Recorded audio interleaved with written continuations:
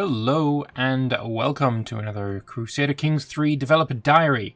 This time we're going to be talking all about stress, and I will say, if you were wondering where Dev Diary 30 was from me, I didn't do a video on it because it was all about coding and scripting languages and tools for modders, and honestly all of that kind of stuff goes way over my head. I didn't have a valuable opinion on it other than, hey, if it makes modders happy and it makes their job easier to make the sexy mods that I love to play as, then yay. But honestly, it just completely lost me, so I didn't feel like there was any point in me doing a video on that one. However, today we're going to be talking about stress, and stress is something that I do have an opinion on, and I think I can bring some value to this conversation about stress, especially considering one of the very first things I learned about Crusader Kings 3 way back in ParadoxCon, back in Berlin, when I did the interview with Alexandra and Henrik. They did mention the stress mechanic, and I think it was one of the first times they'd actually mentioned it. So I was, I don't know, exclusive content back then. But they did mention stress and briefly how it worked and stuff. So I did get a little bit of a sneaky early peek at it. But now we are going to get a dev diary all about it. So we're going to learn exactly how it works. Probably learn a bunch of modifiers and yeah, all that kind of good stuff. So yeah, let's just straight up just dive right in. Hello everyone, I, Sean Hughes, come to you today with a long-awaited dev diary on how stress works in Crusader Kings 3. While the system is relatively straightforward, it does have some rather far-reaching ramifications for how characters choose to behave, so let's dive right in. Stress is a representation of a character's mental well-being. As characters accumulate stress, they will increase up their stress level, with each level causing increasing penalties to their health and fertility values. The penalties at stress level 1 are fairly minor, but the penalties at stress level 3 can lead your character to an early grave. So, at stress level 3 we've got negative 50% fertility, severe penalties to your health. Stress looks like it's just a numbered modifier here. You're already at the maximum level of stress. At 100, you suffer a 400, you suffer a mental breakdown and lose 100 stress. Okay, fair enough. So I was always under the impression that there was 5 levels of stress. Maybe that has been rebalanced and changed. But yeah, no, okay. You got 3 levels of stress. If you go to 100 over your max level, then you will have a mental breakdown and lose 100. But I guess then you will be mentally insane, which is probably not something you would wish to happen, unless you like the funny events that come with it. So, the primary way that characters gain stress is when the demands of the realm force them to take actions which go against their nature. For example, a compassionate character will gain stress for executing prisoners in the dungeon, even if those prisoners were traitorous rebels or inconveniently positioned in the line of succession. And alternatively, if you are a very uncompassionate, sadistic person and you don't do these things, that will also cause you stress, which is, I think, a really interesting dynamic. So, execution, you gain 20 dread, you'll spend some, not renown, it's the Pope points, I can't remember what it's called, I always forget it, but whatever, it's the Pope points. It's an act of tyranny, you lose opinion with a pinch of people, and you gain 42 stress. Which is because they're compassionate. And yeah, this person is killed by you, naturally. There are other sources of stress too, though. Being locked up in a dungeon of another character will gradually increase stress over time, as the isolation and neglect take their toll on your psyche. Other causes include overwork or the death of a loved one. Regardless of the source, once a character accumulates enough stress to pass a certain threshold and gain a stress level, they will suffer from a mental break. So, what are mental breaks? They're a special kind of event which occurs when stress overwhelms a character and compels them to do something, anything, to gain relief. Exactly what type of mental break a character has depends heavily on their personality traits, and each one gives the character several options for dealing with the situation they have found themselves in. So we've got dark thoughts here. Guilt and shame have been plaguing on me as of late. All my sins, my flaws, my failings. These dark thoughts distract me from my responsibilities and keep me awake at night. I feel I must do something to put an end to this mental anguish, but what could possibly help? Staying the lash will excuse my sins, probably flagellate yourself. Donating to charity, be strong and resist the impulses. Still stressed in 5 years, you may suffer another mental break. So you're trying to get below the threshold, which I guess will be the 300, before you suffer another big break and have to deal with that. I did hear, I think it was from Father Loris, perhaps, on the podcast, that there is one of the options that you get for mental breaks is that you would become a bit of a obsessed with exercise, which would be one of the ones that you would kind of want to have because it would increase your health, as you know, you get fit and buff and stuff, and that would be great. That's kind of the mental break that you would like kind of desire to have. But I mean, I'm not sure how much you can aim for that, as you may as well just get, comfort eating and become gluttonous and chunky. So, yeah, I don't know how much you can game it, but I think it's a very interesting system nonetheless. Not all mental breaks are equal, and the severity of the mental break will depend on your stress level when the event occurs. At level 1, mental break may cause a wrathful character to yell at one of their vassals in front of the whole court, insulting them and wounding their pride, but a tier 3 mental break may instead drive that same character to murder their chosen heir in a fit of rage. In addition to differing by stress level, some mental breaks are influenced by the situation you find yourself in. As an example, characters who find themselves locked up in a cell end up suffering from completely different mental breaks, often of greater severity, some of which can radically change their personality. So, locked up here, I'm supposed to be weak and pacified. Yes, you look very much locked up. Looking at these bars that hold you, have you attempted, perhaps, to walk around them? Just curious if that is something you have indeed tried. Here in the darkness, I gather my strength and tear my enemies limb from limb with my mind. Over and over again, every day they are reborn, and every day I destroy them like the vermin they are. Especially my wretched jailer, Emperor Heinrich.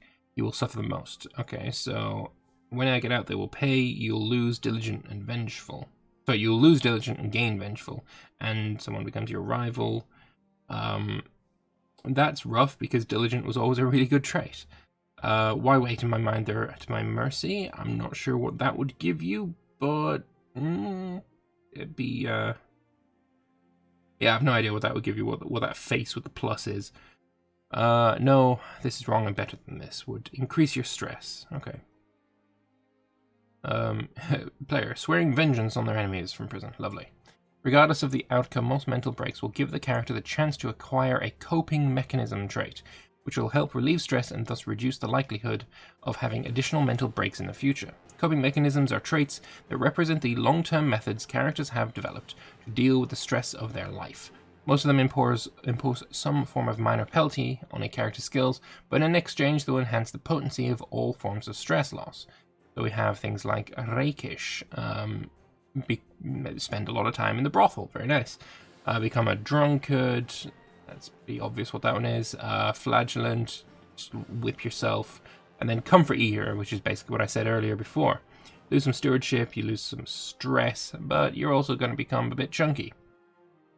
In addition to the passive effects of each trait, each one also enables a unique decision characters can take to indulge in their vice and relieve a portion of their accumulated stress. So you can visit a brothel, I guess that, yeah.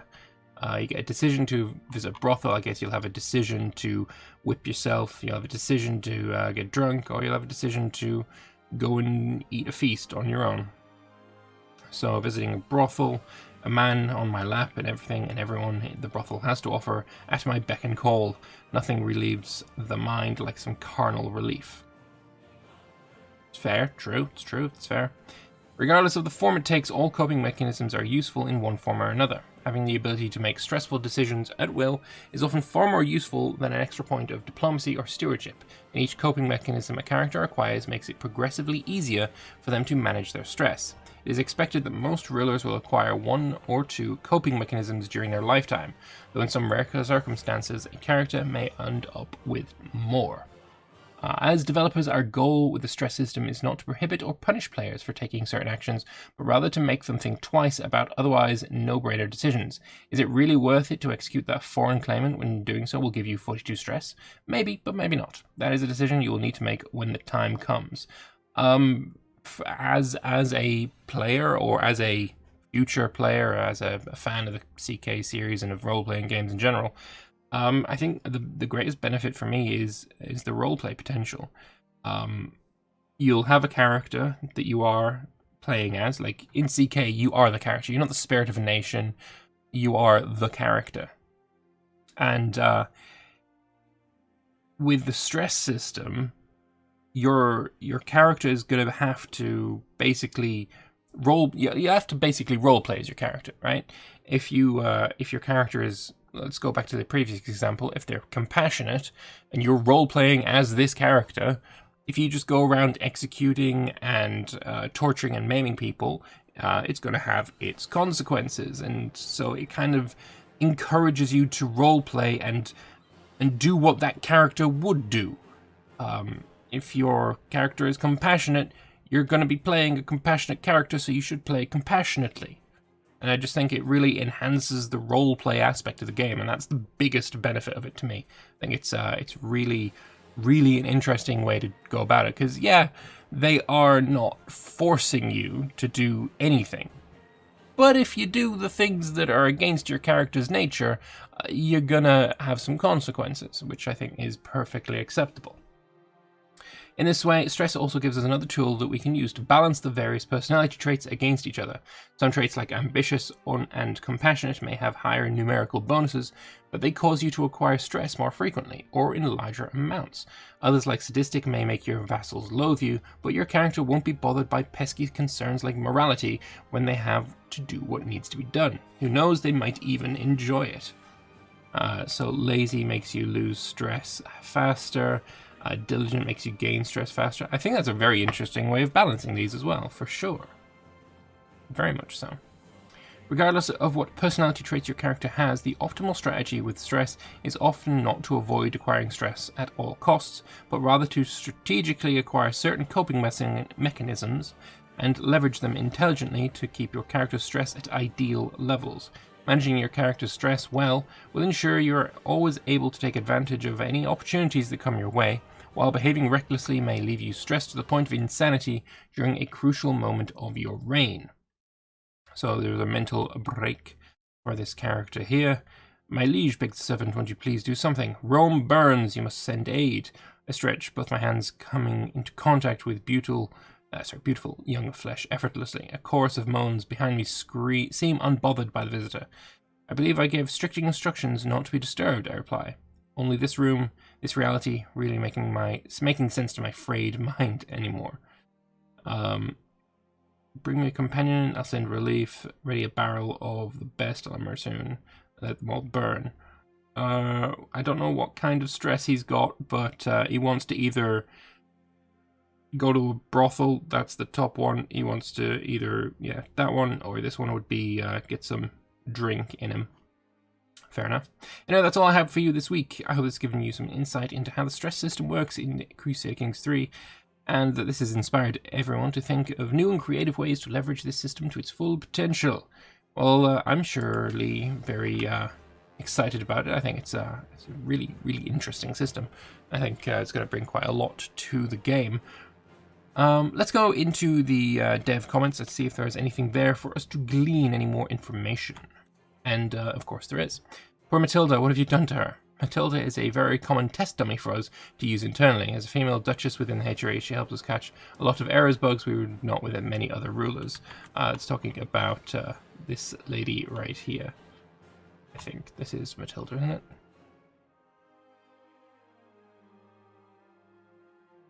I believe so. Or is that you?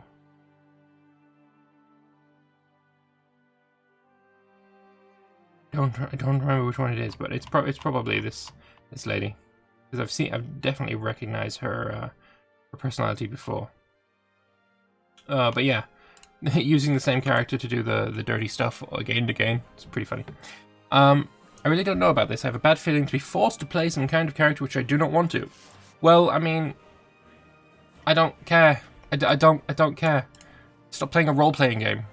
Raise your fucking heirs better so that they more conform to your playstyle. And you're not being forced to play. Like, did you even read the dev diary? It clearly seems like you did not. You can totally play against your stress, against your character, but it's going to have consequences. Fucking get used to it. Sure, in some games I enjoy to play character stats, however in others I don't. Well, play a different fucking game then. Put a lot of effort into making the system flexible. For starters, as a ruler, you still have a good deal of sway over the personality traits your children acquire. This helps ensure your heir doesn't end up with any personality traits you really don't want to play with. There's also a number of mental breaks which can alter your character's personality. If their traits are causing them to frequently gain stress, you may end up acquiring a completely different set of personality traits. Finally, even with a personality which doesn't match, you shouldn't ever really feel forced or railroaded into doing anything you don't want to. If you find yourself wanting to take a lot of stressful actions, that's fine. You'll just end up needing to offset them with various coping mechanisms. Yeah, no, I'm totally fine with that, and I completely disagree with everything that you've just said. Will AI consider stress when making decisions? They will naturally take decisions that are in line with their own personality, which should limit the stress they require in general. However, we're looking into ways to further de-incentivize them from picking options which give them stress when they're already at a high stress level. Okay. Important question, will pets alleviate stress? Yes. And you'll be able to pet your doggy, which is, clearly it's important for any role-playing game to have. If you don't have the ability to pet a dog, I mean, what kind of fucking roleplay game is this? It's clearly crazy. A woman relieving herself of stress with disposable and possibly paid lovers is nothing particularly strange. It's just the wording of that event is clearly written from a man's point of view and then applied to a woman. Yeah, it said a man in her lap. That was a bit weird. Yeah, there. It's a good point. I'll make sure to raise it with the team. Yeah, no, it did jump out to me as particularly a little odd. Is there a chance? I mean, you could change it to a man in your bed instead of on your lap. That makes a bit more sense. Is there a chance the characters could inadvertently kill themselves while trying to de-stress? The flagellant in particular looks like it potentially be dangerous to a weak character. Yes, it's possible. I assume it's an abstraction. The traits imply they can go much more often, but it would be annoying to deal with events for it every other day. It's correct. It's the same reason each coping mechanism gives an extra 20% stress loss. It serves as a representation of minor forms of indulgence during your day-to-day life. So just a little bit of flagellation, and then when it becomes particularly gruesome, your stress, then you flagellate harder. Yeah, that makes sense. Will there be a 0 stress level, or the stress level start from 1? Will there be some event linked to achieving a lower stress level?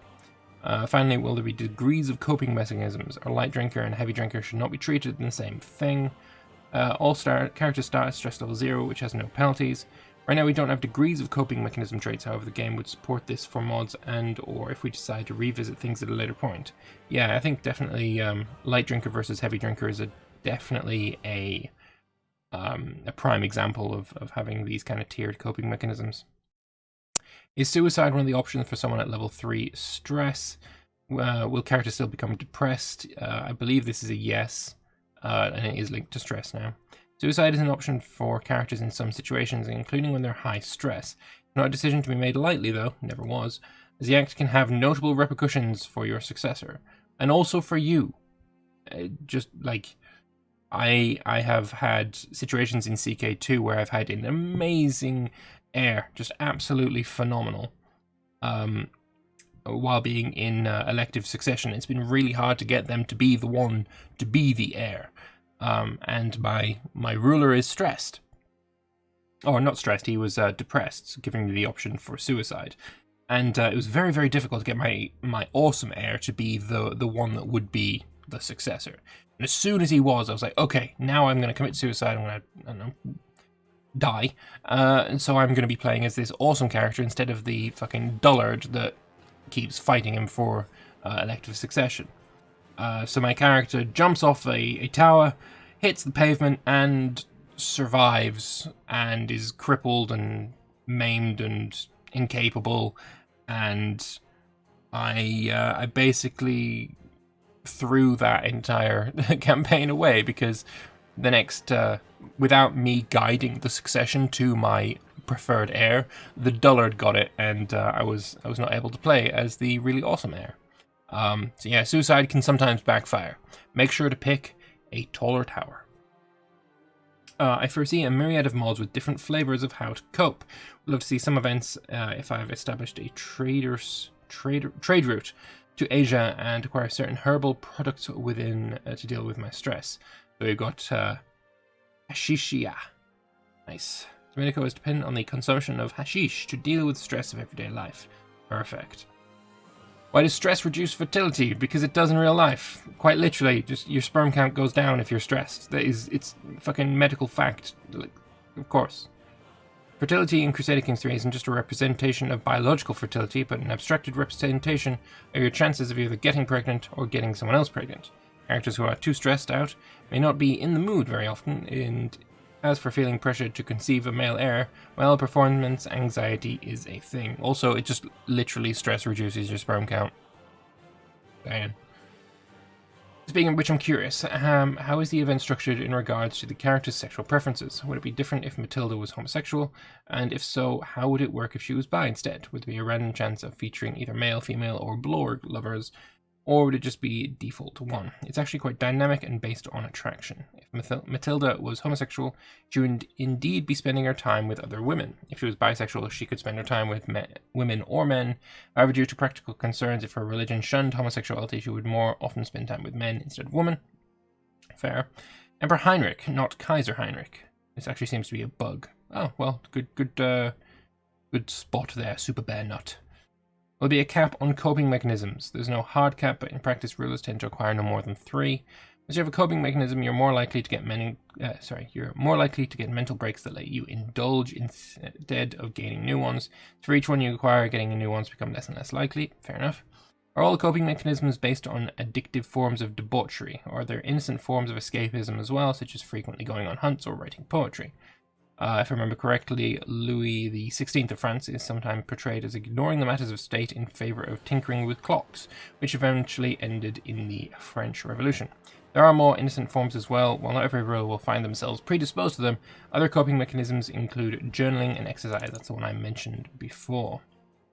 I didn't know that about Louis XVI, but then I don't know too much about Louis XVI or the French monarchs other than they're all fucking called Louis.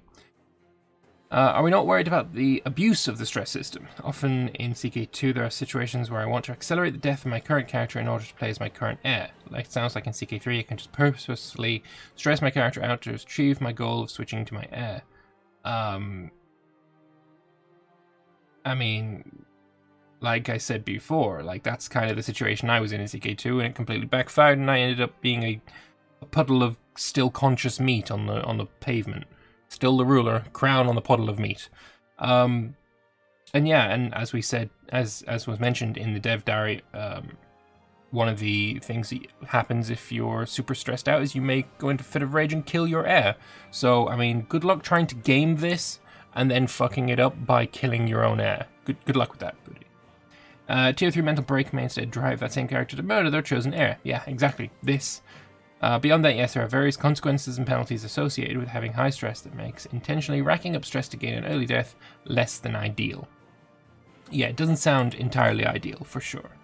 But that is the end of the dev comments, and yeah, that is the stress system for Crusader Kings 3. I'd love to know what you guys think. Are you excited to play around with this system? I think there's been a few dev diaries lately for CK3 where there's been, oh, I'm not entirely a fan of that particular area or this particular mechanic that's being shown off. I'm not a huge fan of it, but in this dev diary there's absolutely nothing that I see to complain about. I think it's all fantastic. I'm really excited to play around with some stress relief. Playing Crusader Kings 3 is stress relief, there you go. But I'd love to know what you guys think, so please do leave your comments in the comment section below. Leave a like if you like this video, and if you want to keep up to date with all CK3 news and updates, hit the subscribe button. And from me for now, thank you all very much for watching, and I'll see you next time. Bye-bye.